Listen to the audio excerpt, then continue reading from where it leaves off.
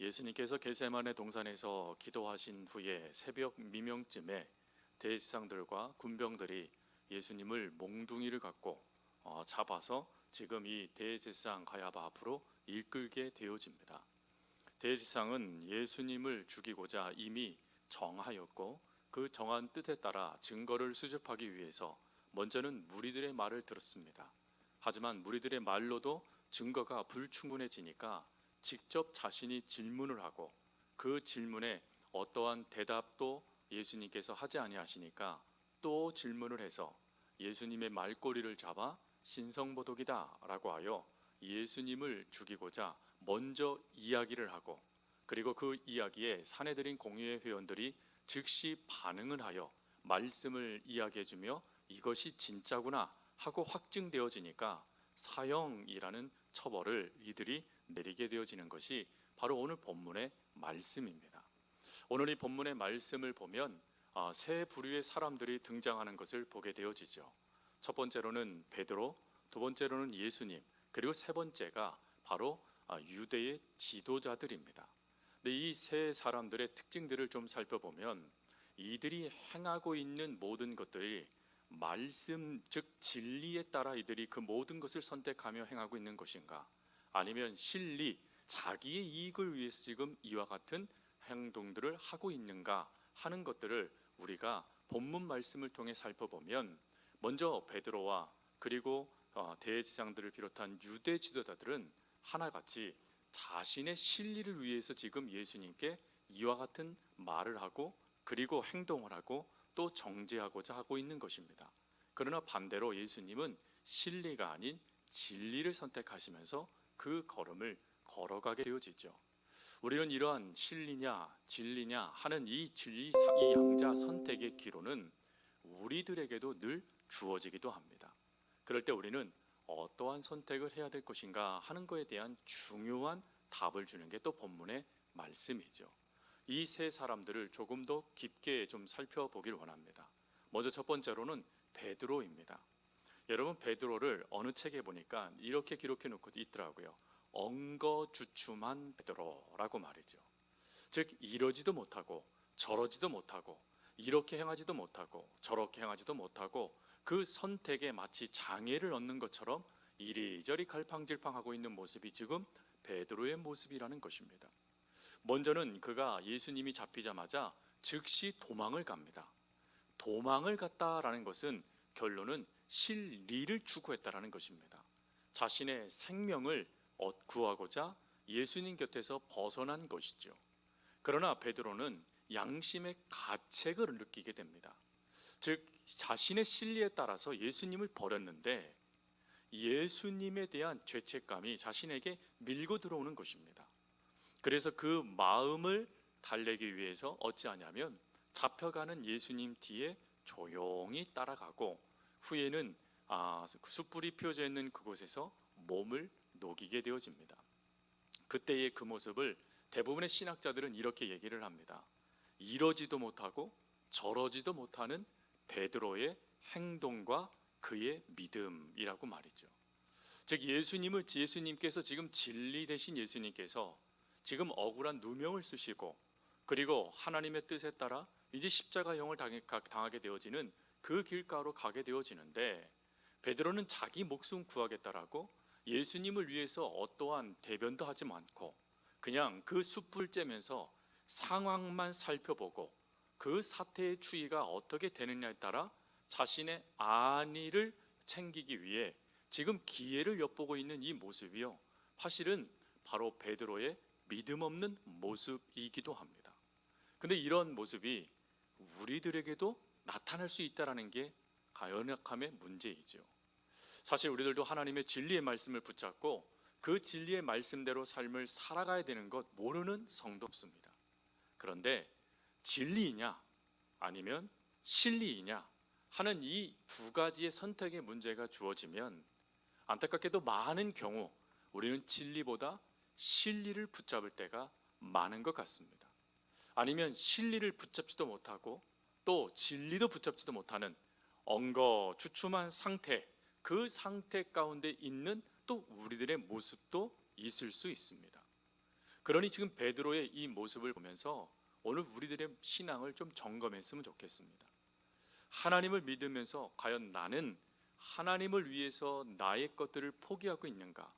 사도 바울이 고백한 것대로 나는 날마다 십자가에서 죽습니다 라는 고백처럼 끊임없이 나를 포기하고 주를 위하여 진리 되신 주님을 붙잡으며 믿음의 그 걸음을 걸어가고 있는지, 아니면 이랬다가 저랬다가 이쪽에도 발을 디밀었다가 저쪽에도 발을 디미는 등 정말 갈팡질팡하며 엉거주춤 어떤 것도 하지 못하는 그러한 모습 가운데 있지는 아니한지, 오늘 이 베드로의 모습을 통해 우리들의 모습을 좀 바라봤으면 좋겠습니다.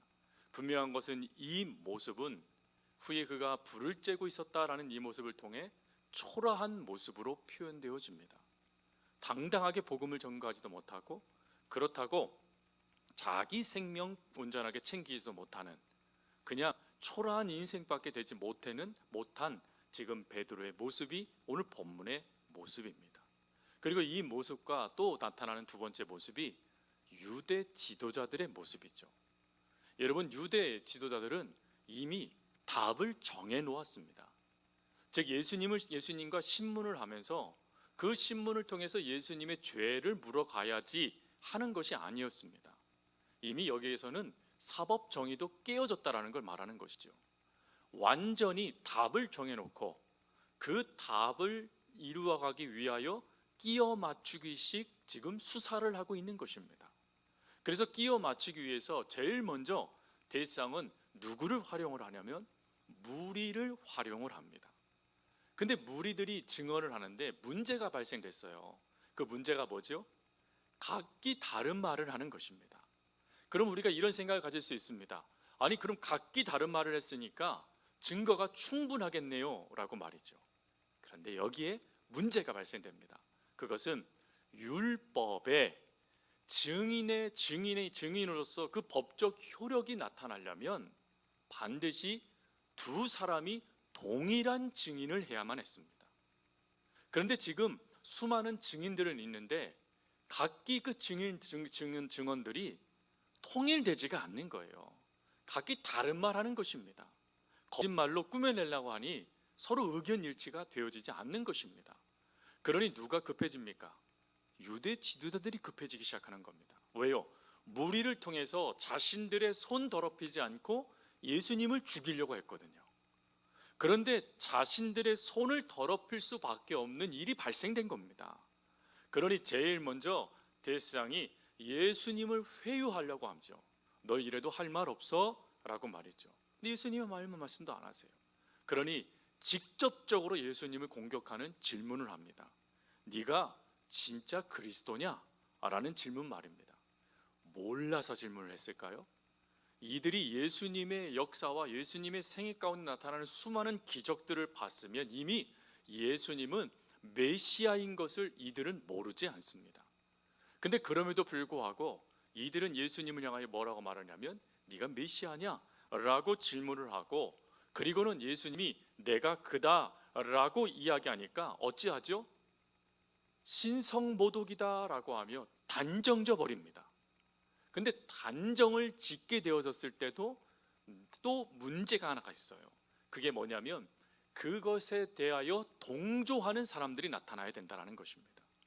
그래서 신성모독이다 라고 이 대상이 예수님의 말을 쉽게 단정해 버린 다음에 즉시 그 말에 동조하는 사람들을 바라보며 너희들도 이거에 대해서 어떻게 생각하고 있습니까? 라고 물은 것입니다. 그 물음이 주어지자 이들이 어떻게 하죠? 이들이 즉시 예수님을 죽여야 된다라고 이야기합니다. 다른 말씀에 보니까 어떤 말씀을 이들이 인용을 하냐면 레위기 24장 16절 말씀을 인용을 합니다. 레위기 24장 16절 말씀은 여호와의 이름을 모독하면 그는 반드시 죽일지니 라는 말씀이에요. 즉 신성모독이다 라고 대상이 이야기하자 유대 사내들인 공의회 회원들이 자신들이 증인이다, 저 사람 신성모독한 거 맞다 라고 하면서 성경의 말씀까지 덧붙여서 자신의 뜻을 이루려고 지금 잘못된 말을 행하고 있는 것입니다. 그 결과요, 모욕을 당하시고 얼굴을 맞으시고 또 하인들이 예수님의 뺨을 때리는 이 엄청난 사건이 연이어서 주어진 것입니다. 여러분, 대제사장과 서기관들 또 사내들인 공회 회원들이 왜 이렇게 짜맞추기식 수사에 동조하며 스스로 이렇게 자기의 입에 재갈을 물리고 있는 것입니까? 이유는 하나입니다.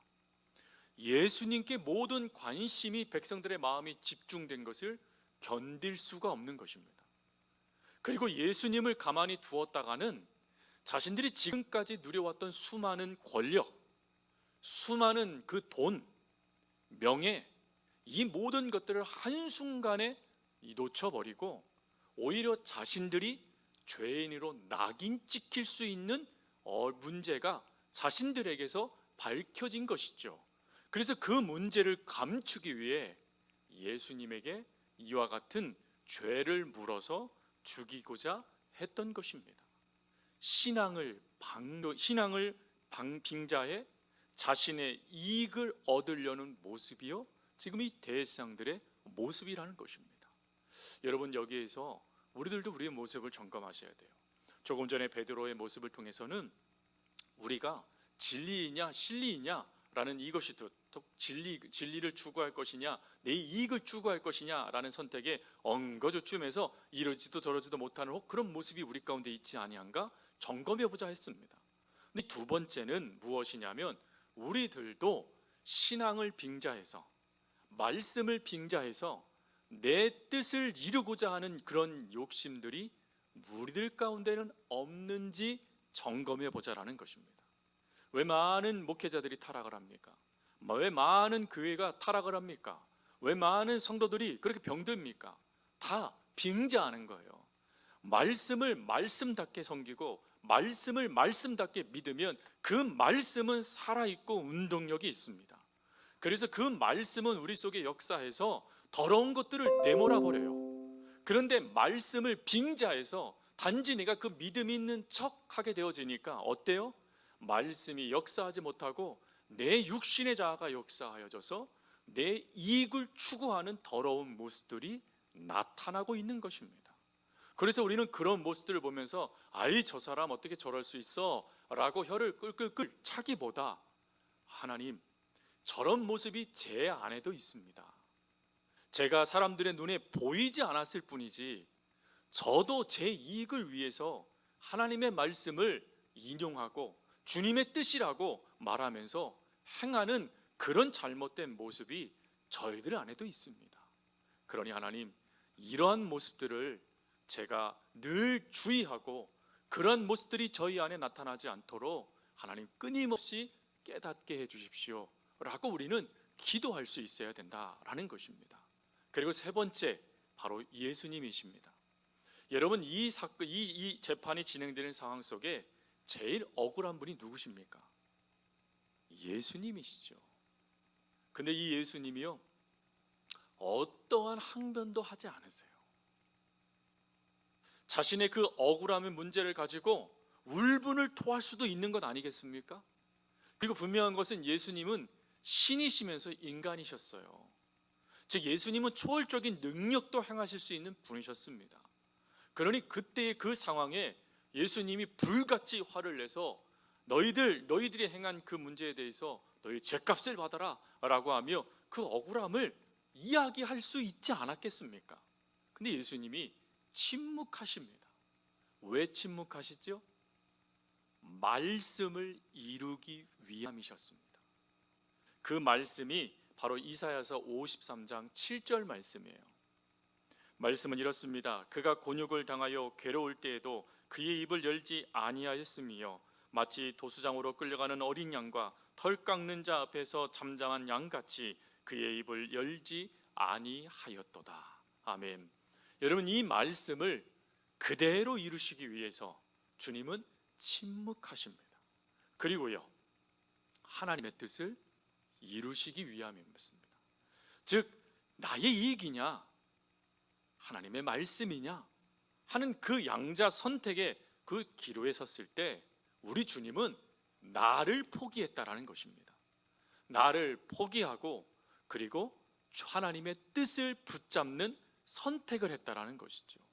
사도 바울은 나를 포기한다라는 이것을 이렇게 표현했지요. 나를 종의 형체를 가지시다 당신을 비우셨다라는 표현 말입니다.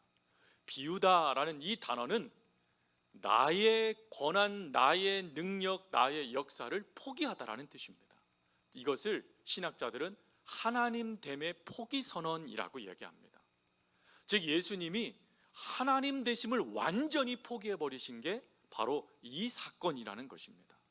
그래서 예수님은 철저하게 인간으로서 십자가를 지시게 되어진 것이죠. 여러분, 이렇게 나를 포기하고 주님의 말씀을 붙잡으며 그 뜻을 이루기 위해서 움직이는 이 역사를 통해 어떤 일이 발생되어졌죠?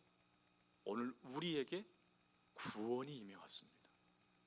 오늘 우리가 하나님의 사랑이 얼마나 큰지가 깨달아지게 되어졌고, 그리고 하나님께서 우리들에게 하신 말씀이 절대 헛되지 않고 정확하게 이루어지는 말씀이라는 것을 예수님의 이 모습을 통하여 우리는 확신할 수 있게 되어졌다라는 것입니다.